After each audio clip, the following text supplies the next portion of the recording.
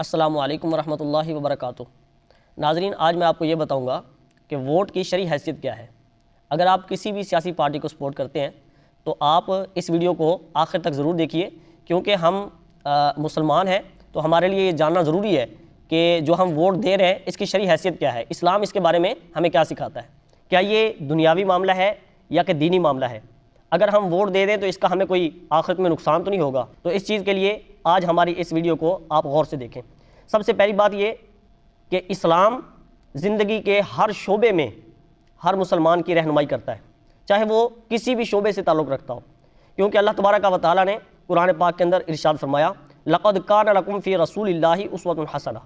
کہ رسول پاک صلی اللہ علیہ وآلہ وبارک وسلم کی جو مبارک زندگی ہے، جو حیات ہے، وہ تم سب کے لیے بہترین نمونہ ہے۔ اب زندگی میں چاہے اس کا تعلق کسی بھی دنیا کے شعبے سے ہو تو اسلام اس کی رہنمائی کرتا ہے۔ اسی طرح دوسرے مقام پر اللہ تبارک و تعالیٰ نے ارشاد فرمایا کہ یا ایھا الذین آمنوا ادخلوا فی السلم کافہ، کہ اے ایمان والو اسلام میں پورے کے پورے داخل ہو جاؤ۔ تو اگر اسلام یا دین ہمیں سیاست کے بارے میں، ووٹ دینے کے بارے میں اگر ہماری رہنمائی نہیں کرتا تو انسان اسلام میں پورا کا پورا داخل کس طرح ہو سکتا ہے۔ لیکن میں آپ کو یہ واضح بتانا چاہوں کہ کسی کو ووٹ دینا، کسی کو سپورٹ کرنا، یہ خالصتاً دینی معاملہ ہے، دنیاوی نہیں ہے۔ علامہ اقبال رحمۃ اللہ علیہ نے فرمایا تھا کہ جدا ہو دین سیاست سے تو رہ جاتی ہے چنگیزی، یعنی حضرت علامہ اقبال مفکر پاکستان تھے، ان کا بھی یہی نظریہ تھا، سیاست جو ہے نا یہ دین کا ہی ایک شعبہ ہے، یہ علامہ اقبال کا نظریہ تھا۔ اور جب یہ بات واضح ہو گئی کہ سیاست جو ہے یہ بھی اسلام کا ہی، دین کا ہی ایک شعبہ ہے، تو پھر یقیناً ووٹ ڈالنا، کسی کو سپورٹ کرنا، کسی کی طرفداری کرنا، کسی کے نعرے لگانا، یہ بھی خالصتاً دینی معاملہ ہے۔ تو اب میں آپ کو بتاؤں گا کہ ووٹ کی شرعی حیثیت کیا ہے۔ دیکھیں، اس بارے میں علماء کرام کا اختلاف ہے، بعض علماء کی کچھ اور رائے ہے اور بعض علماء اس بارے میں مختلف رائے رکھتے ہیں۔ تو جو اکثر کا، جمہور کا جو موقف ہے میں وہ آپ کے سامنے رکھنا چاہتا ہوں۔ اکثر علماء کرام نے فرمایا کہ ووٹ جو ہے یہ ایک شہادت ہے، شہادت کا مطلب گواہی ہے، یعنی آپ جس امیدوار کو ووٹ دینا چاہتے ہیں گویا کہ آپ اس کے بارے میں یہ گواہی دے رہے ہیں، یہ آپ شہادت دے رہے ہیں کہ یہ جو بندہ ہے یہ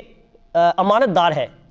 اس نے کبھی ملک نہیں لوٹا، اس نے کبھی ملک کے اندر چوری نہیں کی، اس نے کبھی جناب والا کوئی غلط کام نہیں کیا، یہ بالکل اپنے عہدے کے لیے مطلب اہل ہے۔ تو اس چیز کی آپ گواہی دے رہے ہوتے ہیں۔ اور سب سے بڑی بات یہ کہ آپ جس بندے کو ووٹ دے رہے ہیں گویا کہ آپ اس چیز کی گواہی دے رہے ہیں کہ یہ بندہ ہمارے ملک میں اسلامی احکامات کو نافذ کرے گا۔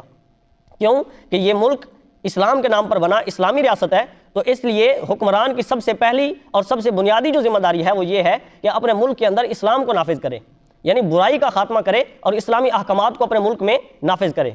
آپ اس چیز کی گواہی دے رہے ہوتے ہیں۔ اور یاد رکھیں کہ آپ کے ووٹ سے منتخب نمائندہ اگر اسمبلی میں جانے کے بعد،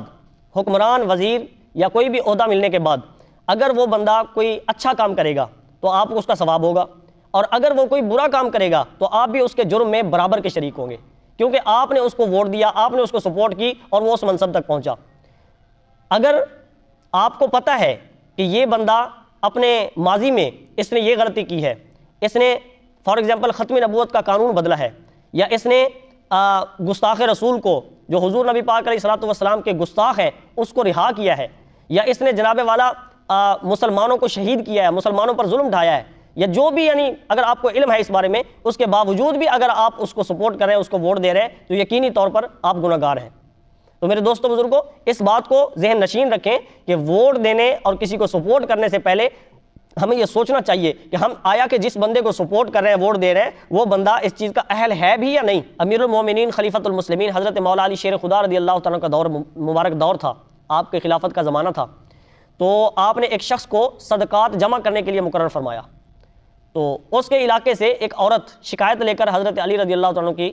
خدمت میں حاضر ہوئی اور آ کر اس نے کہا کہ آپ نے جس شخص کو ہمارے اوپر مقرر کیا ہے وہ ہم پر طرح طرح کے ظلم کرتا ہے، ہم پر زیادتی کرتا ہے، ناانصافی کرتا ہے۔ تو حضرت امیر المومنین حضرت مولا علی رضی اللہ تعالیٰ عنہ، آپ کی مبارک آنکھوں سے آنسو نکل پڑے، آپ رونا شروع ہو گئے۔ تو آپ نے سختی کے ساتھ اس شخص کو منع فرمایا اور آپ نے جو اقدامات ضروری تھے وہ کیے۔ اب یہاں پر سوچنے والی بات یہ ہے کہ غلط کام تو کیا تھا اس دوسرے بندے نے، تو حضرت علی رضی اللہ تعالیٰ عنہ کی آنکھوں سے آنسو کیوں نکل آئے، آپ نے رونا کیوں شروع کر دیا؟ اس کی وجہ یہ تھی کہ اس کو اس علاقے میں نمائندہ بنا کر حضرت علی نے بھیجا تھا، یعنی اس کو اس عہدے کے لیے منتخب حضرت علی نے کیا تھا، تو اس لیے آپ نے رونا شروع کر دیا۔ تو اس سے ہمارے لیے کیا سبق ہے کہ میرے بھائی ہم جس بندے کو سپورٹ کر رہے ہیں آنکھیں بند کر کے صرف ہم دنیاوی مفاد کی خاطر اپنی گلی پکی کرانے کے لیے یا جناب والا سرکاری نوکری لگانے کے لیے یا بجلی کے لائن بچھوانے کے لیے یا کسی بھی دنیاوی مفاد کے لیے ہم کسی کو سپورٹ نہ کریں، بلکہ یہ دیکھیں کہ آیا کہ یہ جس پارٹی کو سپورٹ کرتا ہے اس نے ختم نبوت کا قانون تو نہیں بدلا، اس نے ناموس رسالت پر غداری تو نہیں کی، اس نے جناب والا کسی حضور کے گستاخ کو چھوڑا تو نہیں ہے، اس نے اپنے ملک میں برائی کا خاتمہ کیا ہے یا خود برائی کو ملک میں پھیلایا ہے، اس کا کردار کیا ہے اس کی پارٹی کا؟ ہم اپنے مفادات کی خاطر اسلام کو بھول جاتے ہیں۔ یہ کتنا بڑا ظلم ہے کہ اپنے مفادات کی خاطر ہم اسلام کو پیٹھ پیچھے ڈال دیتے ہیں۔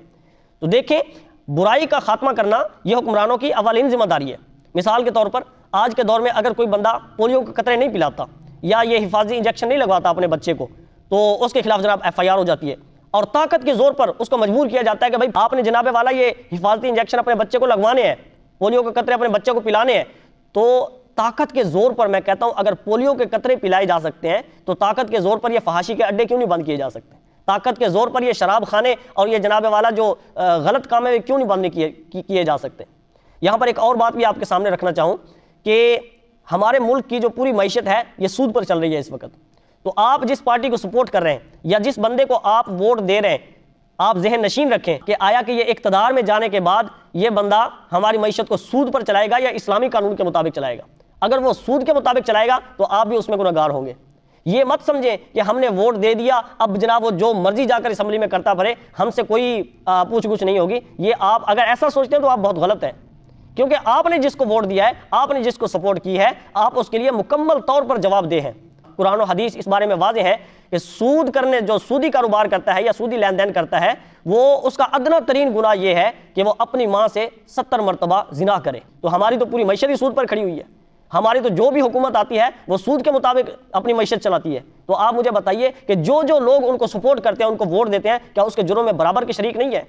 تو اس لیے میرے ہر پاکستانی سے، ہر مسلمان سے میں یہ درد مندانہ اپیل کروں گا کہ میرے بھائی ووٹ دینے سے پہلے ضرور آپ یہ فیصلہ کیجئے کہ میں نے کس بندے کو ووٹ دینا ہے جو میرے ووٹ کا اہل ہے، جو اسمبلی میں جانے کے بعد جناب والا وہ ختم نبوت کی حفاظت کرے گا، وہ ناموس رسالت کی حفاظت کرے گا، وہ ہمارے ملک کی جو معیشت ہے اس کو سود پر نہیں چلائے گا بلکہ اسلامی قانون کے مطابق چلائے گا۔ ہمارا یہ ملک